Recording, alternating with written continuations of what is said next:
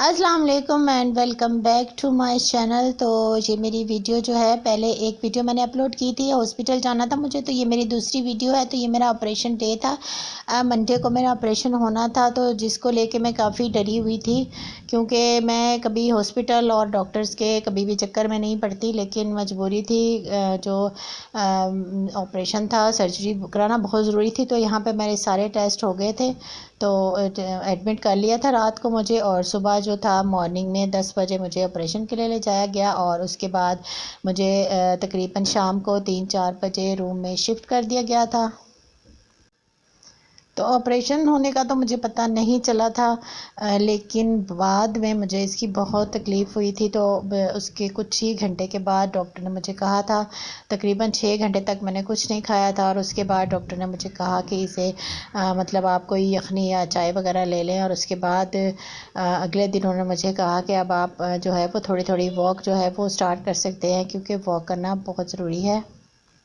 और वॉक करना जी बहुत ही मुश्किल था, लेकिन ज़रूरी भी था। तो फिर मैंने बड़ी ही मुश्किल से थोड़ी देर के लिए जो है वो वॉक जो है वो स्टार्ट की थी।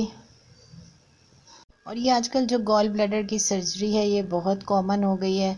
तो अगर ये डायग्नोस हो जाए तो ये किसी भी दवाई से निकल नहीं सकती, क्योंकि इसका जो ट्रीटमेंट है वो ऑपरेट करवाना ही होता है, और सर्जरी जो है वो करवानी पड़ती है ताकि सेफ रहें। क्योंकि अगर हम इसकी ना सर्जरी करवाएं तो फिर आगे चलकर बहुत से कॉम्प्लिकेशंस का सामना करना पड़ता है। तो इसलिए बेहतर है कि करवा ली जाए। मैंने भी बहुत डिले किया, 3 साल हो गए थे, और मुझे अब जो है वो तकलीफ़ काफ़ी बढ़ना शुरू हो गई थी। तो फिर मैंने सोचा कि चलें फिर करवा ली जाए। बहुत तकलीफ़ है, बाद में ये मतलब होती है कुछ दिन, लेकिन आहिस्ता आहिस्ता फिर ये जो है लाइफ जो है वो अपनी रूटीन में आ ही जाती है। तो गॉल ब्लैडर रिमूव होने के बाद जो है वो डाइट में काफ़ी एहतियात करनी पड़ती है, थोड़ा अरसा करनी पड़ती है। ये नहीं कि आप सारी ज़िंदगी के लिए कुछ नहीं खा सकते।